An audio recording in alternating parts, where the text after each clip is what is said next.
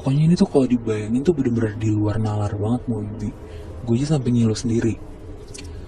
Terus abis itu akhirnya udah nih, karena musim hujan juga, pas banget lagi ngerjain proyek tuh hujan deras. Pas lagi hujan-hujannya, semua kuli tuh disuruh tetap kerja karena ngejar target waktu. Terus ada nih satu kuli namanya Mas Riko. Dia tuh ditargetin nih sama si Mas Raihan untuk jadi tumbalnya.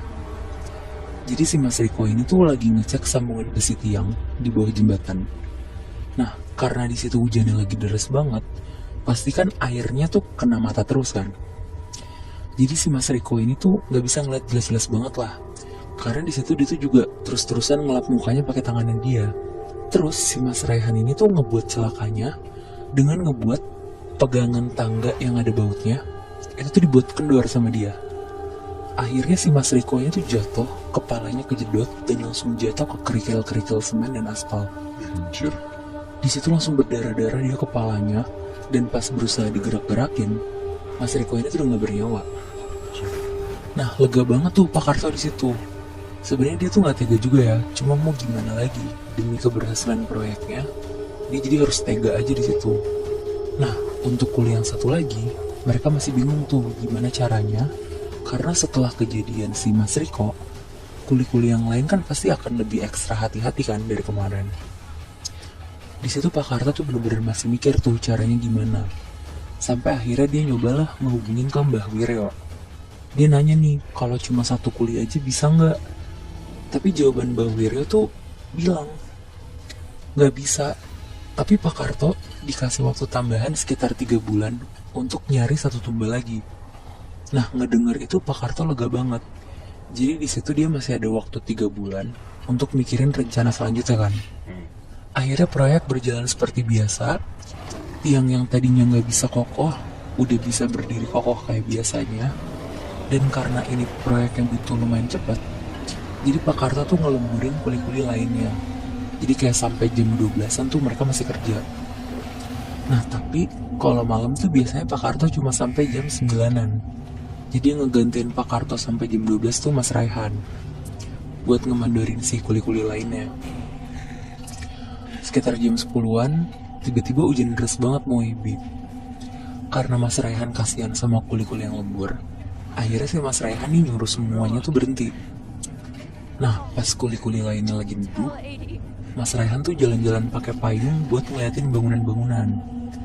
Dia jalan-jalan sekeliling proyek, dan pas di ujung jembatannya, agak jauh dari kuli-kuli lainnya, Mas Raihan tuh posisinya lagi jongkok gitu, buat ngecek bangunan di bawahnya.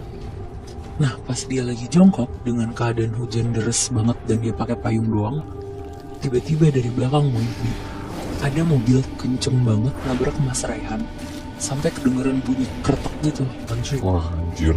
Karena posisinya Mas Raihan itu kan lagi jongkok ya. Di situ Mas Raihan tuh meninggal di tempat, dan mobil yang nabrak Mas Raihan tuh langsung pergi ngebut puter balik.